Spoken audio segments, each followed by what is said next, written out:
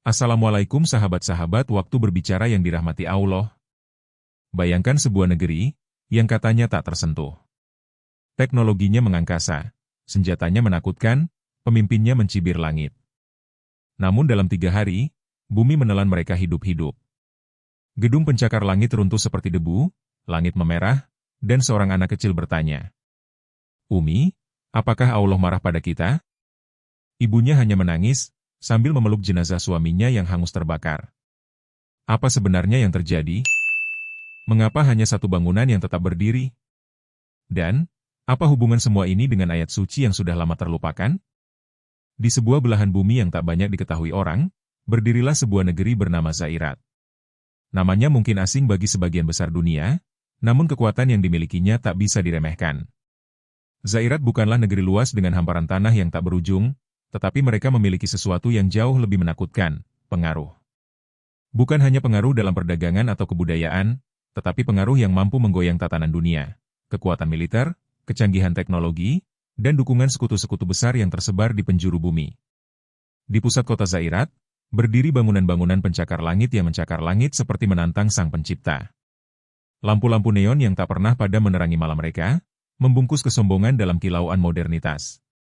Jalan-jalan dipenuhi kendaraan listrik tanpa suara, drone pengawas melayang-layang tanpa henti, dan kamera pintar membaca wajah siapa saja yang melintas, tak peduli apakah ia warga atau sekadar pengunjung. Negeri ini dibangun di atas kekuatan, bukan di atas belas kasih. Sejak awal berdirinya, Zairat telah menapakkan kaki di atas bara konflik. Mereka datang bukan untuk menyatu, tetapi untuk menguasai.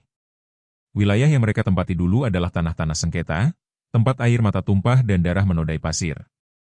Tapi waktu mengubah sejarah, dan sejarah ditulis oleh mereka yang menang. Kini Zairat berdiri gagah dengan sorotan kamera dunia, membawa nama sebagai negeri damai yang menjunjung tinggi hak asasi. Padahal, di balik layar, ada banyak jeritan yang tak pernah terdengar. Pemerintah Zairat sangat piawai mengatur narasi. Media dalam negeri dikontrol ketat. Tayangan-tayangan televisi dipenuhi propaganda kebesaran bangsa.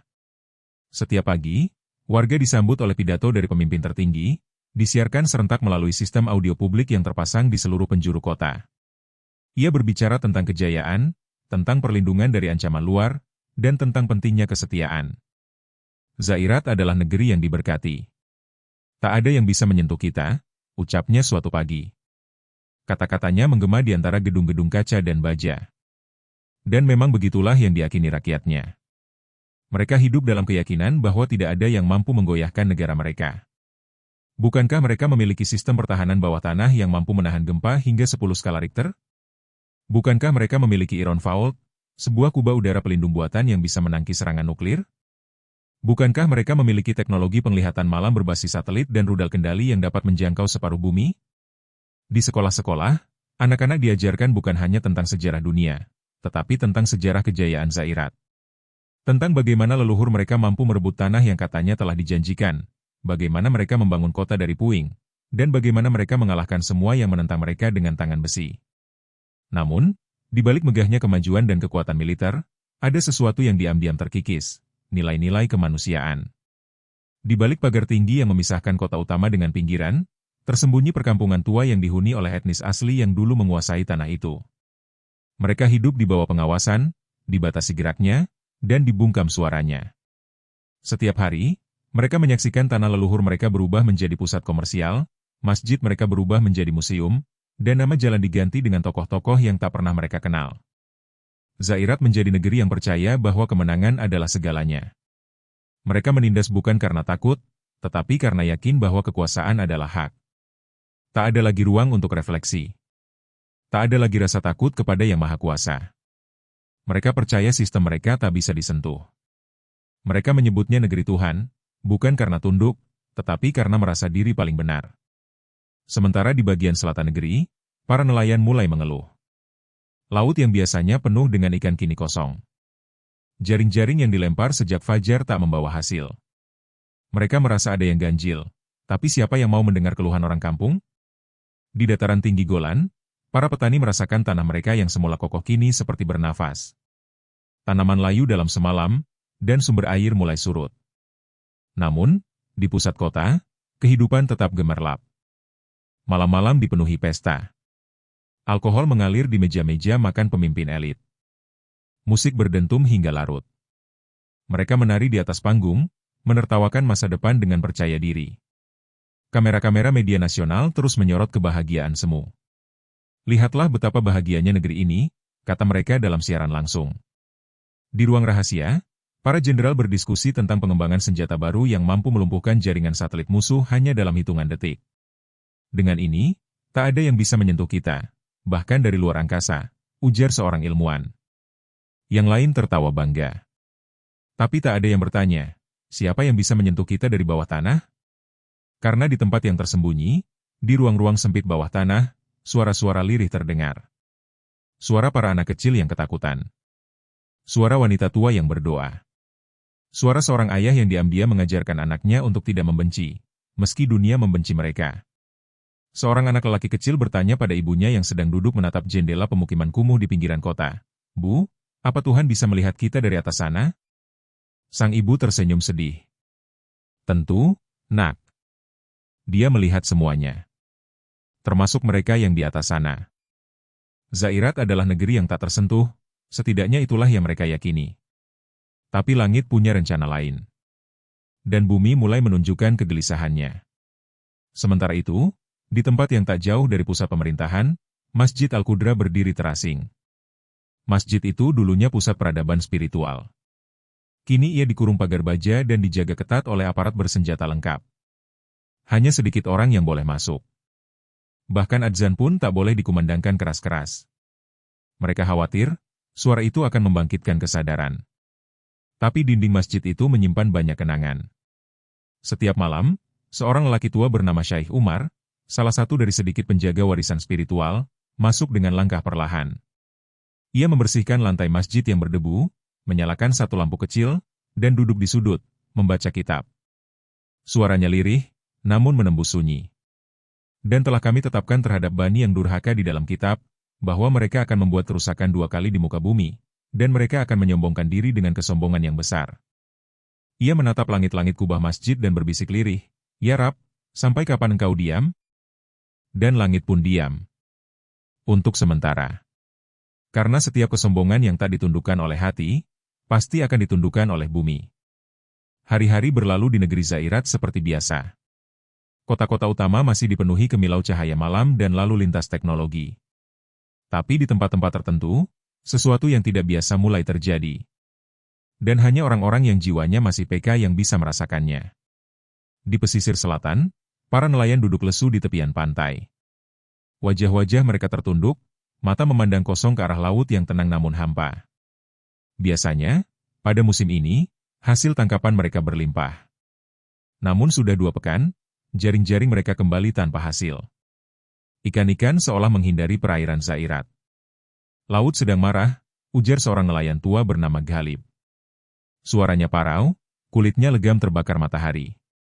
Ia menunjuk ke arah air yang tampak kehijauan, dengan kilauan aneh di bawah permukaan. Aku sudah 40 tahun melaut. Tapi laut tak pernah seaneh ini. Beberapa nelayan muda menertawakannya. Itu cuma perubahan arus, Ghalib. Teknologi sonar kita bisa melacak kawanan ikan lebih akurat dari perasaanmu. Tapi malam itu, sonar pun tak memberi sinyal. Di dataran tinggi Golan, petani-petani mulai resah. Tanah yang selama ini subur dan kuat, mulai mengering meski hujan turun. Tanaman mati mendadak. Pohon-pohon buah berjatuhan sebelum matang. Sumur-sumur yang biasanya melimpah mulai menyusut. Bahkan ada satu sumur yang airnya berubah keruh dan berbau belerang.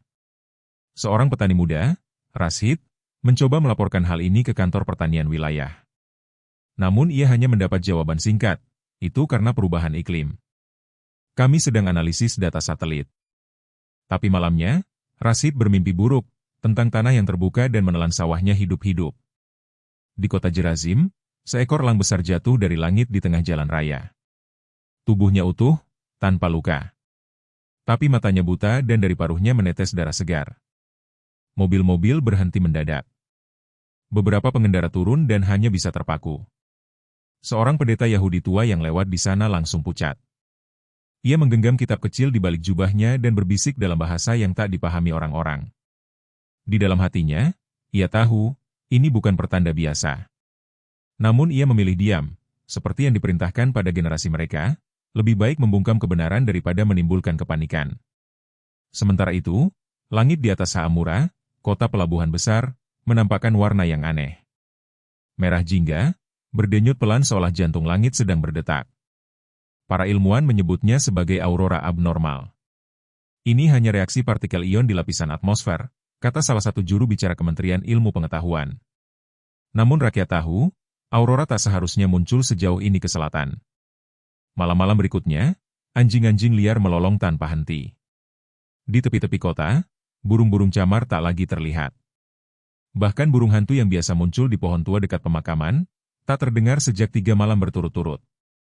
Alam seolah menahan nafas. Di bawah kota Tel Aviv, sistem deteksi bawah tanah militer mulai menangkap gelombang aneh. Sensor getar menyala acak. Seolah ada pergerakan masif dari dalam bumi. Tapi setelah dikirimkan tim pengecekan, mereka tak menemukan apapun. Tak ada aktivitas seismik, tak ada pengeboran, tidak ada indikasi sabotase, lapor seorang teknisi. Namun suara itu tetap terdengar. Seperti tarikan nafas yang panjang dan berat, datang dari bawah tanah. Komandan militer wilayah menolak kekhawatiran itu. Kita punya jaringan bawah tanah terbaik di dunia. Dilengkapi penguatan baja super dan sistem pelindung otomatis. Tak ada yang bisa menembusnya. Apalagi dari dalam bumi. Ini hanya gangguan data. Tapi para penjaga Masjid Al-Qudra mendengar sesuatu yang lain. Pada malam keempat sejak fenomena-fenomena itu muncul, suara seperti dentuman teratur terdengar dari bawah tanah sekitar halaman masjid. Bukan suara ledakan, tapi lebih seperti detak pelan, berulang-ulang, teratur, dalam. Seperti napas dari sesuatu yang sangat besar. Para penjaga saling berpandangan. Mereka sudah lama menjaga masjid itu. Tapi belum pernah mendengar suara seperti ini. Seorang dari mereka, Malik, meminta izin ke atasan untuk menyelidiki. Namun justru yang datang adalah pasukan tambahan. Wilayah sekitar masjid diperketat. Akses ditutup. Para jurnalis independen yang mencoba meliput langsung dilarang masuk. Untuk keamanan nasional, kata mereka. Di Laut Mati, muncul gelembung-gelembung besar di permukaan air. Video yang diambil oleh turis Eropa menjadi viral dalam beberapa jam. Tapi keesokan harinya, akun si turis menghilang. Nama dan identitasnya tak lagi ada dalam sistem hotel tempat ia menginap. Bahkan pegawai hotel mengaku tidak pernah melihatnya. Di perkampungan tua di pinggiran Jerazim, seorang ulama Palestina bernama Syaikh Harit berdiri di depan musola kecil. Ia berbicara dengan suara lirih namun tegas. Wahai kaumku, dengarlah baik-baik. Ini bukan sekadar perubahan alam. Ini adalah tanda. Langit tak lagi diam. Bumi mulai bicara. Dan ketika bumi berbicara, itu karena kezaliman telah melampaui batas. Beberapa warga mengangguk, tapi yang lain hanya tertunduk. Mereka tahu kebenaran kata-kata itu. Tapi di negeri seperti Zairat, kebenaran adalah barang mewah yang bisa membuatmu dipenjara. Keesokan harinya, Syaikh Harit dipanggil aparat. Ia diminta menandatangani pernyataan bahwa ceramahnya mengandung unsur provokasi. Ia menolak. Maka musola kecil itu pun diratakan dengan alat berat keesokan harinya dengan dalih permajaan wilayah. Di markas besar militer Zairat, para jenderal tengah menyusun latihan militer skala besar. Mereka ingin menunjukkan kekuatan penuh kepada dunia. Peluncuran rudal hipersonik, simulasi perang kota, dan penyebaran drone otonom direncanakan dalam beberapa hari ke depan. Dengan ini, kita buktikan bahwa Zairat tetap menjadi tembok terakhir peradaban, ujar seorang jenderal di hadapan para wartawan. Tepuk tangan menggema. Tapi di sudut ruangan, seorang teknisi muda hanya diam. Ia memegang hasil grafik data bawah tanah yang belum berani ia tunjukkan. Karena jika benar, maka latihan militer itu bisa menjadi pesta terakhir yang pernah diadakan negeri ini. Di kantor meteorologi pusat, ahli cuaca bernama Lina tengah menyusun laporan tentang anomali atmosfer. Ia menemukan pola awan spiral yang terbentuk secara konstan selama 7 malam terakhir. Tidak berpindah, tidak menghilang. Awan itu diam di satu titik, tepat di atas kota Yerazim. Ia membawa temuannya kepada kepala lembaga. Tapi laporan itu tidak ditindaklanjuti. Awan adalah awan. Jangan berlebihan, jawab pimpinannya. Laporan itu kemudian diklasifikasikan dan tidak pernah dipublikasikan. Malam ketujuh akhirnya tiba. Langit di atas Zairat berubah lebih cepat dari malam-malam sebelumnya. Dari merah jingga menjadi merah darah. Seolah terbakar dari dalam. Bulan menghilang, bintang-bintang seperti dijauhkan dari pandangan manusia. Di desa tua dekat perbatasan, seorang kakek menatap langit dan berbisik, inilah malamnya. Ia masuk rumah, membangunkan cucunya, dan mengajaknya berwudu. Apa kakek mau salat malam? Tanya si cucu. Kakek itu menjawab, bukan hanya salat. Kita bersujud sebelum bumi ini mengguncang kita sendiri. Dan bumi memang mulai bersuara.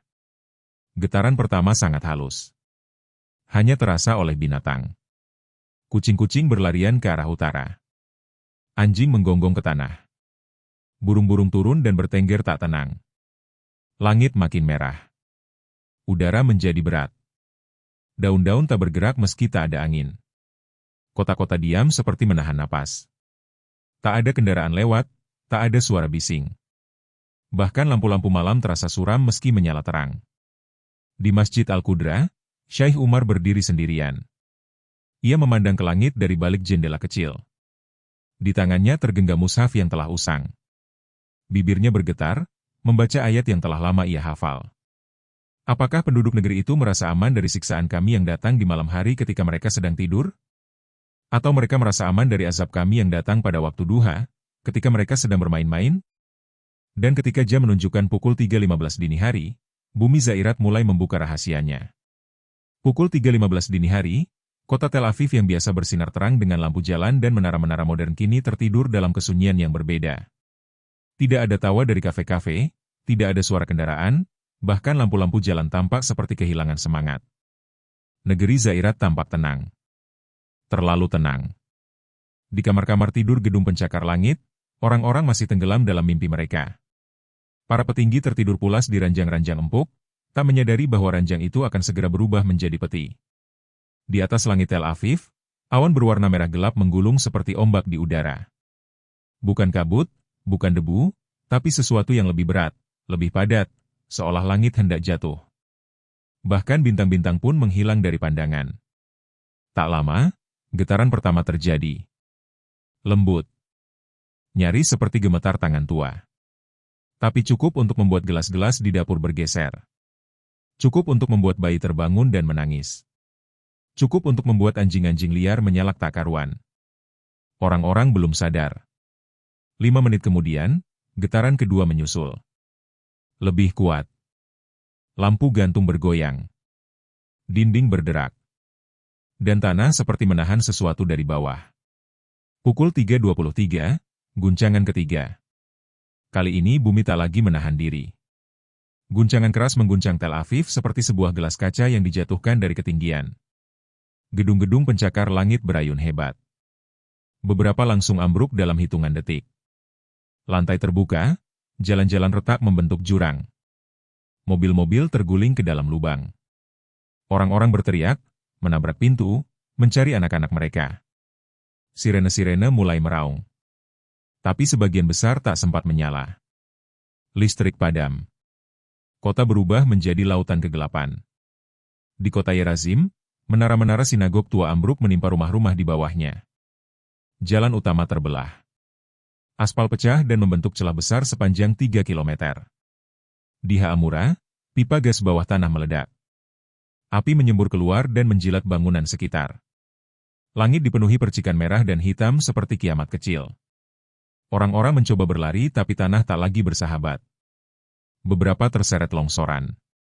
Yang lain terperangkap dalam reruntuhan. Di dalam markas militer pusat, para jenderal baru terbangun dari tidur ketika tembok kantor mereka mulai berguncang. Mereka mencoba mengakses sistem komunikasi. Gagal. Mereka mencoba menghubungi jaringan satelit. Tidak merespons. Radar-radar hilang sinyal. Iron Fault, pertahanan pelindung udara yang mereka banggakan, tidak aktif. Seolah semua sistem itu tidak lebih dari mainan di hadapan kemarahan bumi. Di pangkalan udara utara, puluhan jet tempur terguling keluar hanggar. Satu persatu meledak karena terkena percikan api dari sistem bahan bakar yang terputus. Ledakan menggema di langit, membuat awan merah tampak seperti kobaran neraka. Di sekolah-sekolah Yahudi, para guru berteriak memeluk anak-anak. Mereka bersembunyi di bawah meja, namun tangga runtuh menutup semua pintu keluar. "Tolong! Kami di sini," teriak seorang guru perempuan di dalam ruang kelas lantai 2. Tapi tak ada yang bisa datang. Karena semua orang sedang berjuang menyelamatkan nyawanya sendiri. Sementara itu, di tengah semua kehancuran, ada satu tempat yang tak tersentuh. Masjid Al-Qudra. Di bawah langit merah yang menyala, menara azannya berdiri tegak. Tak ada retakan di dinding. Kubahnya tetap utuh. Bahkan cahaya lampu kecil di mihrab masih menyala meski listrik mati di seluruh kota. Orang-orang yang melihatnya dari kejauhan terdiam. Beberapa langsung lari ke arah masjid, mencari perlindungan. Mereka tidak membawa bendera, tidak membawa senjata, hanya membawa tangisan dan takbir. Allahu Akbar. Allahu Akbar. Suara itu menggema dari mulut-mulut yang selama ini menolak. Mereka yang selama ini hidup dalam kesombongan kini bersujud dalam ketakutan. Syekh Umar, yang sejak tadi duduk di dalam masjid, memandang mereka dengan mata berkaca. "Masuklah. Ini rumah Allah. Siapapun kalian, Allah tidak menolak hamba yang kembali dalam ketakutan dan tobat." Pagi menjelang. Tapi bukan cahaya yang datang. Langit masih gelap. Debu dan asap menutupi matahari. Udara terasa berat, berbau logam dan belerang. Kota-kota besar kini hanyalah tumpukan batu, baja leleh, dan jenazah yang tertimbun reruntuhan. Di Gaza, warga Palestina keluar dari rumah mereka yang selama ini hancur akibat bombardir. Tapi pagi itu, mereka menatap langit dan tanah dengan pandangan tak percaya. Tidak ada pesawat tempur. Tidak ada tembakan. Hanya sunyi. Dan angin yang membawa bau terbakar dari utara. Anak-anak mereka keluar ke jalan. "Ibu, kenapa sepi sekali?" Sang ibu menunduk. "Karena Tuhan sedang berbicara, Nak." Di seluruh dunia, berita tentang kehancuran Zairat menjadi berita utama. Gempa dengan kekuatan 9,1 skala Richter tercatat. Tapi banyak ilmuwan bingung, tidak ada patahan tektonik aktif di wilayah itu. Gempa itu tidak bisa dijelaskan dengan ilmu pengetahuan biasa. Media-media internasional mencoba mengaburkan berita. Tapi video-video amatir tersebar. Tentang kota yang retak. Tentang sinagog yang meleleh. Tentang masjid yang tetap berdiri di tengah kehancuran. Dan dari reruntuhan kota Hebron, seorang ulama tua berdiri di atas puing bangunan, memanggil azan dengan suara gemetar. "Allahu Akbar. Allahu Akbar." Untuk pertama kalinya setelah puluhan tahun, suara azan itu menggema tanpa peluru, tanpa tentara, tanpa larangan. Langit pun bersaksi bahwa malam ketujuh bukan hanya awal dari kehancuran, tapi awal dari penghapusan kesombongan. Pagi menjelang seperti tak biasanya. Tidak ada cahaya matahari yang menerobos celah langit, hanya kabut abu tebal yang menyelimuti seluruh negeri Zairat. Tidak terdengar suara burung, tidak pula deru mesin kendaraan. Hanya satu suara yang terdengar dari kejauhan, gemertak puing-puing bangunan yang runtuh semalam, disertai sesekali erangan manusia yang tertimbun hidup-hidup. Hari pertama pasca gempa besar, negeri yang selama ini disebut tak tersentuh, kini berubah menjadi padang reruntuhan. Kota Tel Aviv yang dahulu dipenuhi kilau kaca, baja, dan beton kini berubah menjadi labirin abu dan kawah besar. Gedung-gedung pemerintahan hancur. Apartemen mewah rata dengan tanah. Jaringan listrik putus total. Tidak ada air, tidak ada komunikasi, tidak ada koordinasi. Di markas besar militer pusat, beberapa petinggi yang selamat mencoba menghimpun komando. Namun, sebagian besar saluran komunikasi nasional dan satelit sudah lumpuh. Iron fault, sistem pertahanan udara, hilang daya sejak gempa kedua. Bahkan pasukan elit sekalipun tidak mampu mengakses logistik. Banyak dari mereka telah menjadi korban. Letnan Kolonel Rezah, salah satu komandan yang selamat, duduk bersandar di balik dinding retak. Wajahnya kotor, seragamnya robek. Ia memandang peta yang terlipat separuh, dengan titik-titik merah yang dahulu menandai kekuatan Zairat. Kini peta itu tak lagi bermakna. Semua titik ini bukan lagi basis kekuatan, gumamnya. Tapi kuburan massal. Sementara itu, di rumah-rumah warga yang hancur, para penyintas menggali reruntuhan dengan tangan kosong. Mereka mencari anak, pasangan, saudara. Tangis menyatu dengan debu. Harapan menjadi samar. Tak ada alat berat yang bisa datang. Jalan-jalan utama retak selebar sungai. Jembatan runtuh. Bandara Benurion, pintu utama masuk dan keluar Zairat, terbelah dua seperti mulut naga yang menelan landasan pacu. Tim SAR internasional yang mencoba datang hanya bisa menjatuhkan bantuan dari udara. Tapi bantuan itu tak pernah sampai di tangan rakyat. Karena kota sudah tidak punya struktur. Tidak ada sistem distribusi. Tidak ada kepemimpinan. Di tengah kota Yerazim, sebuah sekolah Yahudi berubah menjadi reruntuhan sunyi. Di bawah balok kayu besar, seorang guru masih hidup bersama 7 muridnya. Mereka bersembunyi di bawah meja besi saat gempa pertama. Kini mereka terperangkap. Satu demi satu anak-anak itu mulai merintih kelaparan dan kehausan. Guru mereka hanya bisa memeluk dan menghibur, meski dirinya sendiri sudah kehilangan darah dari luka di kepala. Kita tidak akan mati, bisiknya. Tuhan tidak akan biarkan kita mati begini. Namun, suara keyakinan itu mulai bergetar ketika tanah kembali berguncang. Bukan seperti gempa sebelumnya. Ini seperti getaran halus yang ritmis. Seperti bumi sedang bernapas. Di bawah reruntuhan sinagog tua, sekelompok rabi senior yang selamat tengah memeriksa gulungan-gulungan kitab kuno yang berhasil mereka selamatkan. Salah satu dari mereka membaca dengan suara gemetar. Jika negeri ini membangkang dan menumpahkan darah tanpa sebab, maka bumi akan memuntahkan mereka dan langit akan menolak cahaya atasnya. Para rabi terdiam. Mereka mengenal firman itu. Dan mereka tahu, saat ini firman itu bukan sekadar kata. Ia telah hidup. Di pemukiman padat Haamura, api masih menyala. Pipa-pipa gas yang meledak semalam belum bisa dipadamkan. Truk-truk pemadam terbakar saat mendekat.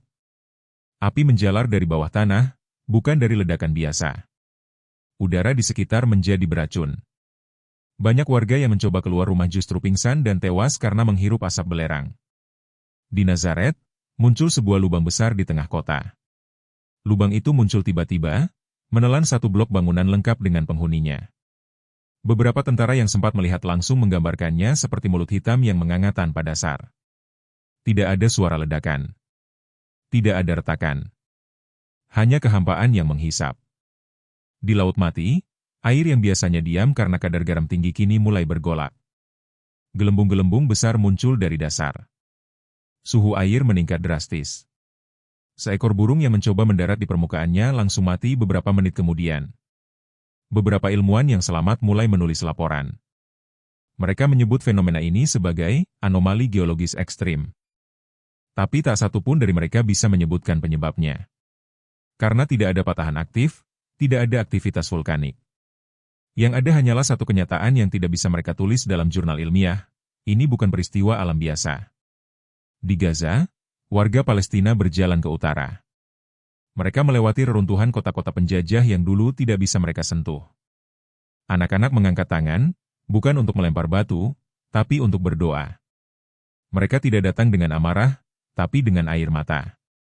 Mereka tidak membawa senjata, tapi membawa kitab suci dan bendera putih. Sementara itu, di dalam Masjid Al-Qudra, ratusan orang berdiam dalam keheningan. Mereka yang semalam datang untuk berlindung, kini saling membantu. Tidak ada hierarki. Tidak ada kebangsaan. Tidak ada pangkat. Hanya manusia dan doa mereka. Syekh Umar berdiri di mihrab. Ia memandang wajah-wajah yang selama ini tak pernah ia lihat di masjid itu. Wajah-wajah yang dulu menolak, kini menangis.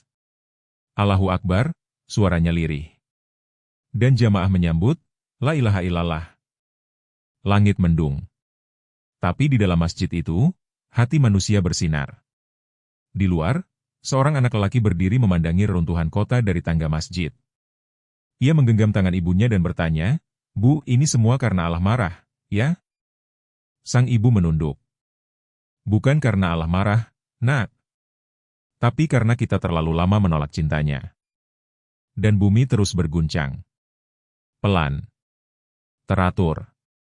Seperti detak jantung yang akan berhenti. Fajar kedua datang tanpa cahaya. Langit Zairat berubah kelabu pekat.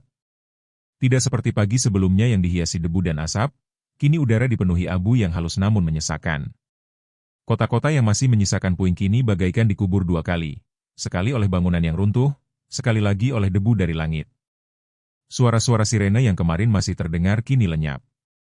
Tak ada lagi teriakan. Tak ada lagi permintaan tolong. Orang-orang mulai kehilangan suara. Tenggorokan mereka kering, dada sesak. Air menjadi barang langka. Bahkan sumber-sumber bawah tanah yang selama ini diandalkan kini berubah menjadi lumpur panas.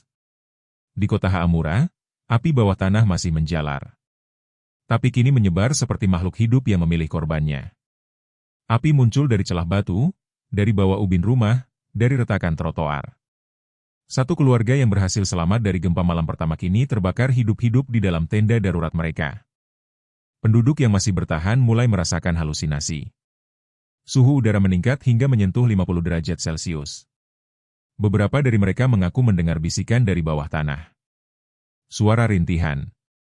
Suara jeritan yang mengulang-ulang satu kalimat, "Kami adalah kalian yang dahulu dibungkam." Di wilayah pinggiran kota Yerazim, warga menemukan tanah yang terbelah dan mengeluarkan gas berwarna hitam pekat. Gas ini tidak seperti asap biasa. Ia lebih berat dari udara dan bergerak pelan seperti kabut yang hidup. Setiap makhluk hidup yang dilewatinya, tumbang.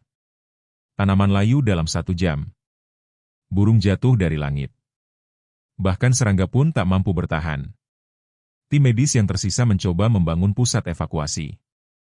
Namun tanpa listrik, obat-obatan, dan peralatan, mereka hanya bisa menunggu kematian datang perlahan. Seorang perawat bernama Laila menulis catatan harian terakhirnya dengan tangan gemetar. "Kami sudah tidak tahu siapa yang masih hidup dan siapa yang sekadar menunggu mati. Yang kami tahu, Tuhan sedang membersihkan tempat ini. Dan kami, mungkin hanya debu yang ikut tersapu." Di daerah industri Nazaret, pabrik-pabrik besar berubah menjadi ladang ledakan. Tangki-tangki kimia yang retak mulai bereaksi. Awan beracun terbentuk dan menyebar cepat ke pemukiman sekitarnya. Ribuan tewas hanya dalam waktu 6 jam. Tidak ada tempat aman. Tidak ada zona hijau. Sementara itu, di luar negeri Zairat, negara-negara yang dulunya menjadi sekutu setia kini terdiam. Mereka tidak berani mengirim bantuan darat.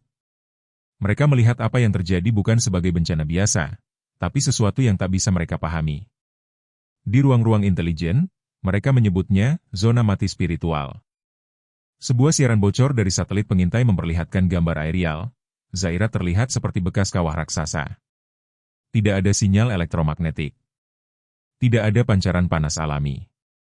Hanya satu tempat yang mengeluarkan cahaya, Masjid Al-Qudra. Masjid itu masih berdiri, dikelilingi oleh lautan abu dan kehancuran. Dalam cahaya senja kelabu, menara dan kubahnya memantulkan kilau lembut, seperti mercusuar di tengah neraka. Di dalamnya, orang-orang yang tersisa kini mulai mengorganisir diri. Mereka saling bantu, membentuk kelompok-kelompok kecil untuk membagi makanan dan air seadanya. Syekh Umar duduk bersama beberapa pemuda dan membacakan ayat demi ayat Al-Quran. Mereka menangis. Bukan karena takut mati, tapi karena baru sekarang mereka benar-benar hidup. Allahu memberi waktu. Tapi ketika waktu itu habis, tidak ada satupun yang bisa meminta tambahan. Di luar masjid, seorang bocah perempuan bernama Ruha membawa bendera putih bertuliskan La ilaha illallah. Ia menanamkan bendera itu di tanah retak di depan tangga masjid. "Ini bukan bendera kemenangan," katanya. "Ini bendera pengingat bahwa hanya Allah yang Maha Kuasa." Beberapa drone dari luar negeri mencoba memantau keadaan. Tapi begitu memasuki radius 50 km dari pusat kota Tel Aviv, semua perangkat mereka rusak total. Kamera membeku. Mesin mati. Satelit kehilangan sinyal.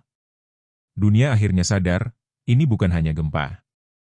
Ini bukan hanya bencana alam. Ini adalah azab. Sementara itu, di sisa-sisa pangkalan militer selatan, tentara-tentara Zairat yang selamat mulai berontak. Mereka saling menyalahkan.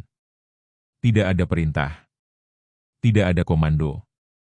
Beberapa dari mereka mulai mencuri kendaraan untuk melarikan diri. Tapi jalan-jalan utama sudah hancur. Bahkan terowongan rahasia bawah tanah pun sudah tertimbun. Seorang perwira muda bernama Elion menulis pesan terakhirnya di dinding tempat perlindungan. "Kami mengira musuh kami adalah negara tetangga. Tapi ternyata musuh kami adalah kesombongan kami sendiri." Hari kedua berakhir tanpa malam. Langit tetap kelabu. Abu terus turun seperti hujan ringan tak berujung. Bumi terus berdenyut. Orang-orang yang selamat kini tak berbicara lagi tentang makanan atau air. Mereka hanya membicarakan satu hal.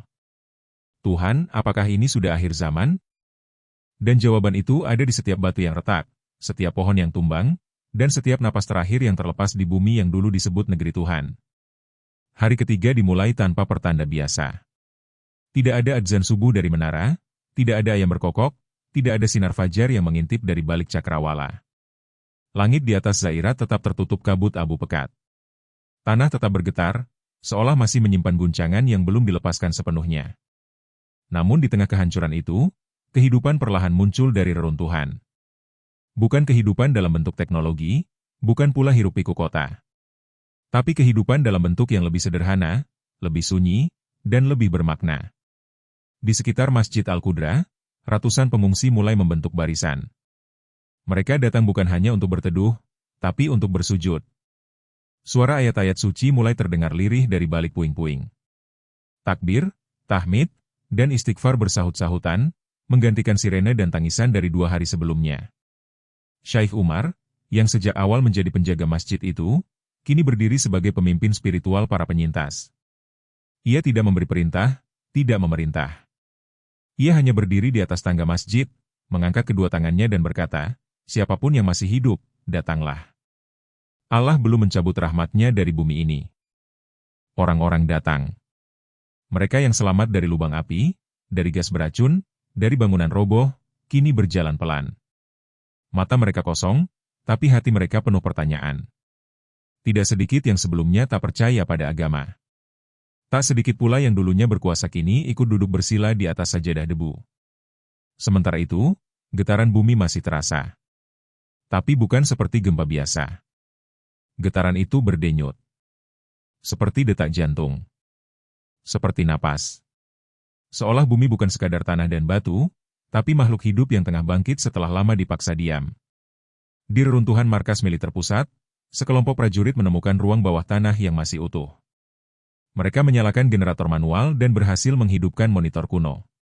Di layar itu, mereka melihat peta panas Zairat dari data satelit yang tertinggal. Semua wilayah berwarna gelap pekat, simbol tidak adanya aktivitas energi. Kecuali satu titik. Tepat di Masjid Al-Qudra, muncul cahaya putih berbentuk lingkaran. Tidak berkedip. Tidak menyebar. Tetap diam. Seperti poros dari seluruh kehancuran ini. Ini mustahil, bisik seorang ilmuwan militer. Ini bukan energi panas, bukan elektromagnetik. Ini sesuatu yang tak bisa diklasifikasikan. Namun yang mereka lihat dengan sains, para penyintas sudah lebih dulu memahaminya dengan iman. Di dalam masjid, seorang anak laki-laki berusia sekitar 10 tahun bernama Yasir mengaku bermimpi malam sebelumnya. Ia melihat kota-kota yang terbakar dari langit, dan satu menara yang bersinar terang dikelilingi jutaan malaikat yang turun dan naik seperti cahaya. Ibunya menangis mendengar cerita itu. Kau lihat mimpi buruk, nak? Yasir menggeleng. Tidak, Bu. Itu bukan mimpi buruk. Itu peringatan agar kita tidak menjadi buruk lagi. Di luar negeri, dunia mulai bergolak. Negara-negara kuat yang sebelumnya menjadi sekutu Zairat kini bingung. Mereka tidak tahu harus berbuat apa. Bantuan kemanusiaan yang dikirim tak pernah sampai. Pesawat-pesawat bantuan yang melintas di perbatasan selalu kembali dengan gangguan sistem. Bahkan ada yang jatuh tanpa sebab. Salah satu negara besar mencoba mengirim pasukan elit melalui jalur laut. Tapi begitu kapal mereka mendekat ke perairan Zairat, muncul gelombang tinggi aneh yang menelan kapal dalam waktu singkat. Tidak ada sinyal darurat. Tidak ada puing yang tersisa. Di PBB, pertemuan darurat digelar. Para pemimpin dunia duduk dalam kebingungan. Apakah ini perang senjata biologi? Apakah ini eksperimen nuklir gagal? Atau sesuatu yang lebih besar dari itu semua? Di antara mereka, seorang perwakilan negara kecil bangkit dan berkata, kalian lupa bahwa bumi ini bukan milik kita. Kalian lupa bahwa tidak semua bisa diselesaikan dengan uang dan senjata. Ini adalah azab. Kembali ke Zairat. Pada sore hari, ketika langit mulai tampak sedikit berubah warna, suara yang berbeda terdengar dari reruntuhan pusat kota Tel Aviv. Suara itu bukan dari manusia, melainkan dari perut bumi. Suara erangan yang dalam dan bergema seperti jeritan yang ditahan ribuan tahun. Tanah mulai berdenyut lebih kuat. Jalanan yang sebelumnya hanya retak ini terbuka membentuk alur panjang.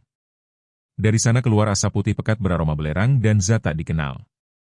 Beberapa orang yang mendekat pingsan seketika. Namun, yang berada di dalam masjid tetap selamat.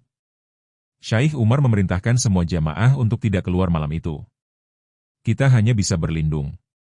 Jika ini adalah bagian terakhir dari murka, maka bersujudlah. Jika ini adalah bagian awal dari rahmat, maka bersujudlah pula. Malam pun datang. Tapi malam itu bukan malam biasa. Langit yang selama ini kelabu perlahan berubah warna menjadi merah kehitaman. Awan-awan berputar pelan membentuk lingkaran di atas kota. Tidak ada angin.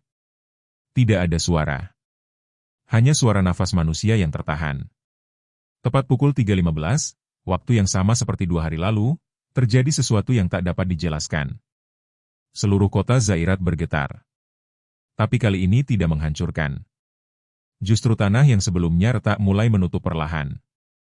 Lava yang menyembur menghilang. Api berhenti menjalar.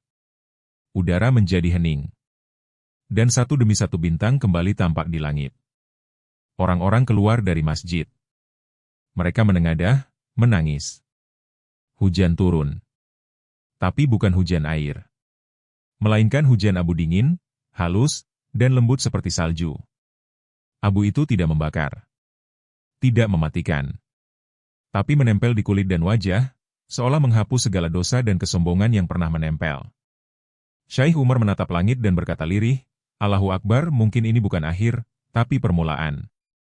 Di antara sisa-sisa bangunan kota Zairat, suara anak-anak kembali terdengar.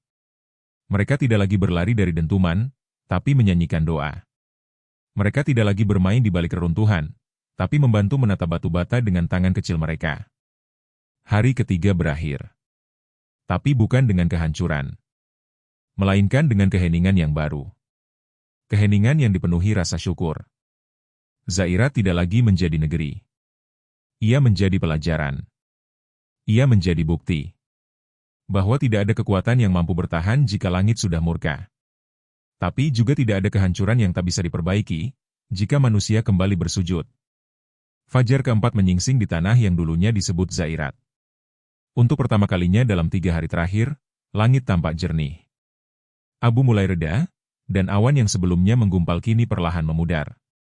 Di kejauhan, matahari menampakkan wajahnya yang hangat, menyinari reruntuhan kota yang kini penuh luka namun mulai diselimuti harapan. Orang-orang yang masih hidup keluar dari tempat perlindungan mereka, sebagian besar dari Masjid Al-Qudra. Mereka menatap langit, bersimpuh, lalu menangis. Air mata itu bukan hanya karena selamat, tapi karena sadar bahwa mereka telah diberikan kesempatan kedua. Syaikh Umar menggelar sajadahnya di tangga masjid, menghadap reruntuhan kota. Ia berdiri tegak, lalu mengangkat kedua tangan. Allahu Akbar. Allahu Akbar. Kalimat itu menggema. Suara adzan itu adalah suara pertama yang terdengar nyaring dan lantang setelah sunyi berkepanjangan. Tidak ada yang menghalangi. Tidak ada tentara, tidak ada senapan. Tidak ada perintah sensor. Dari balik reruntuhan, satu persatu orang berdiri. Seorang anak kecil menarik tangan ibunya. Seorang kakek menutup wajah dengan kedua tangan, terseduh. Seorang bekas jenderal tanpa pangkat lagi, merunduk dan menangis sambil merapatkan tubuh ke arah kiblat. Suara adzan itu menggema tidak hanya di dalam masjid, tapi juga melewati jalanan retak, melewati bangunan roboh, menembus hati orang-orang yang selama ini tuli terhadap seruan langit. Adzan itu menjadi tanda bahwa kekuasaan dunia bisa roboh, tapi seruan kepada Allah akan tetap berdiri. Di pusat kota Yerazim, beberapa penyintas yang tidak sempat mengungsi ke Al-Qudra mendengar suara itu. Mereka saling pandang, lalu mengambil puing kain dari reruntuhan dan menjadikannya sajadah. Tanpa suara, tanpa aba-aba, mereka bersujud menghadap arah yang sama. Sementara itu, anak-anak mulai membantu membersihkan sekitar masjid. Mereka tidak lagi bersembunyi. Mereka tertawa kecil meski di tengah puing. Mereka saling berbagi air dari gentong masjid yang masih bertahan. Syaikh Umar, setelah menunaikan sholat, berdiri di hadapan para penyintas. Kita tidak tahu apakah hari ini akan menjadi hari terakhir kita. Tapi kita tahu satu hal, bahwa Allah telah menunjukkan siapa pemilik bumi ini. Dan tugas kita sekarang bukan membangun ulang kota, tapi membangun ulang iman. Salah seorang mantan pejabat tinggi yang turut mengungsi di sana berdiri dan meminta izin berbicara. Namanya adalah Tuan Darman, dulu menjabat sebagai Menteri Teknologi. Wajahnya kusut, jubahnya lusuh, namun matanya kini teduh.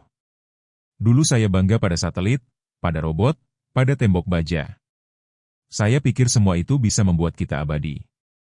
Tapi hari ini, saya bersaksi bahwa hanya ayat-ayat Tuhan yang tetap hidup di tengah reruntuhan.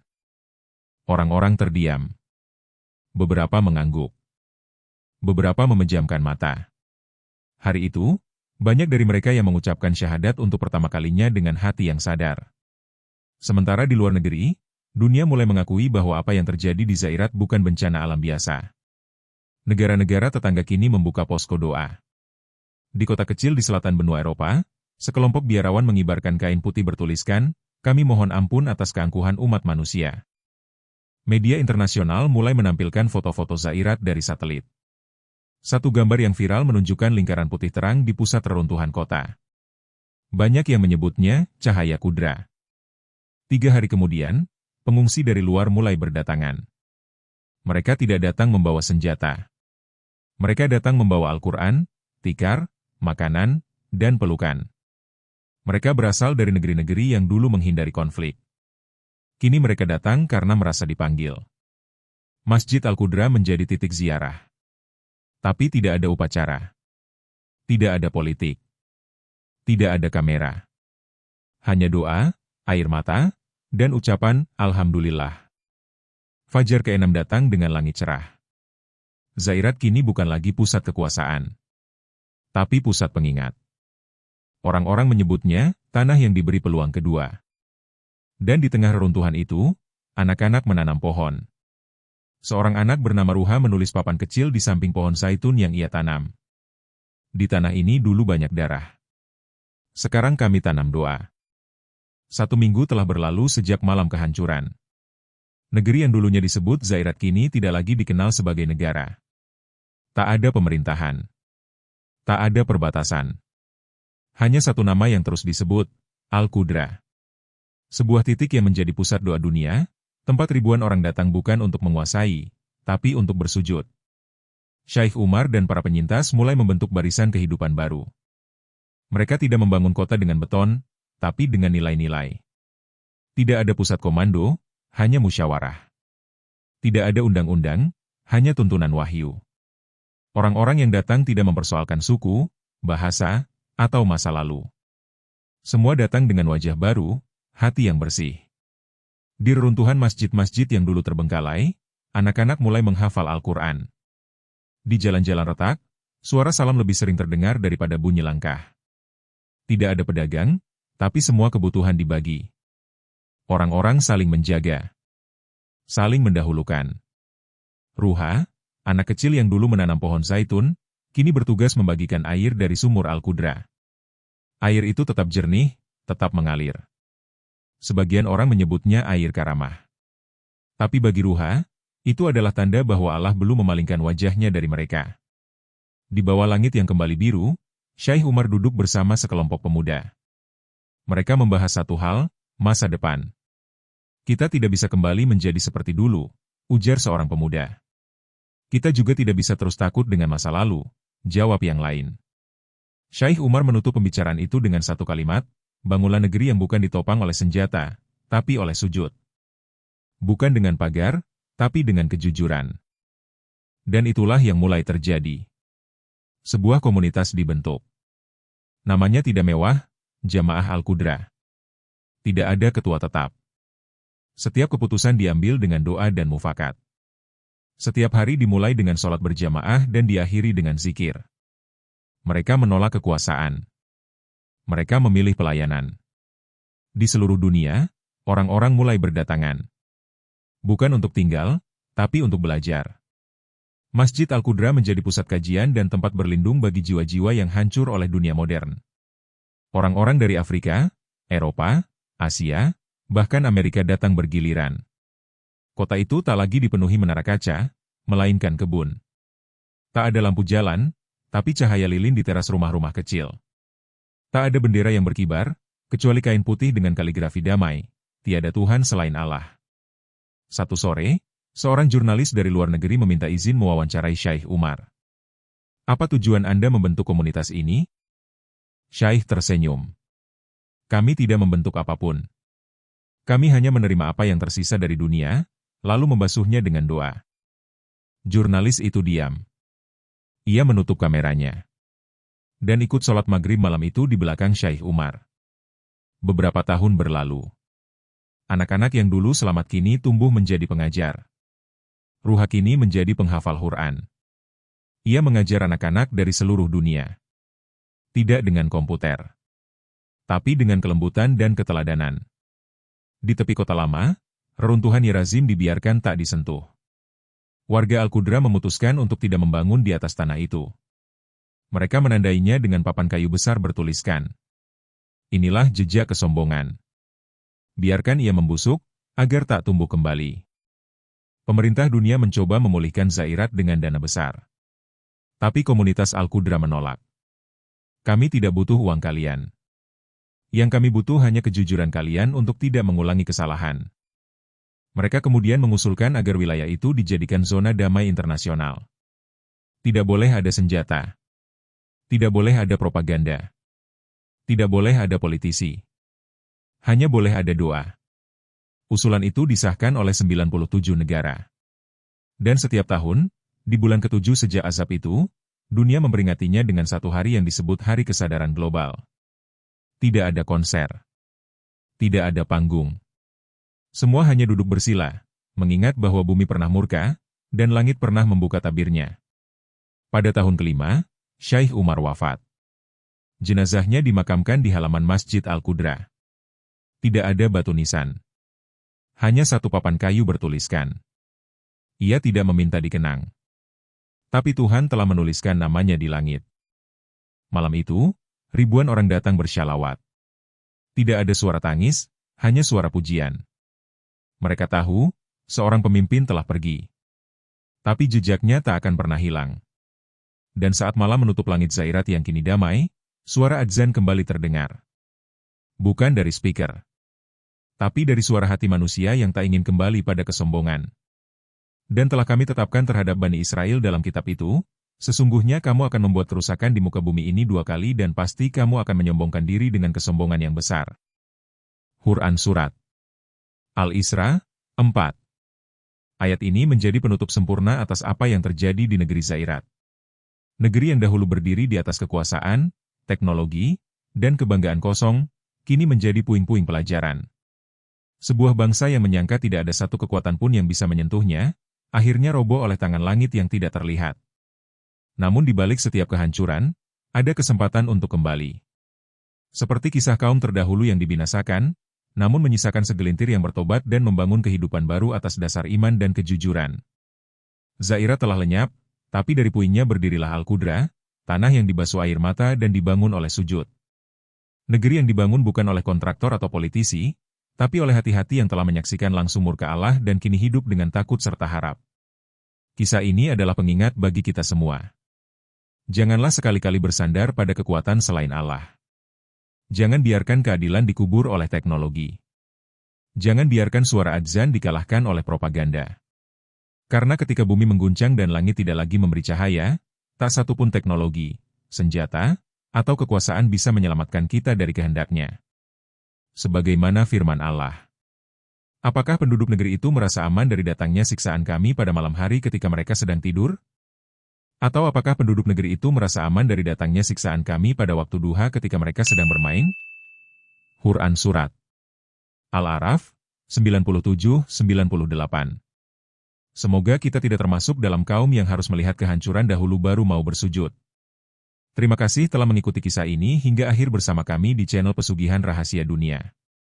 Jika kisah ini menggugah hati dan menambah imanmu, jangan lupa untuk klik tombol subscribe untuk mengikuti kisah-kisah episode berikutnya. Berikan like jika kisah ini bermanfaat, tinggalkan komentar untuk berbagi pandanganmu, dan yang paling penting, aktifkan loncengnya agar kamu tidak ketinggalan setiap video terbaru dari kami. Sampaikan jumpa kisah episode berikutnya.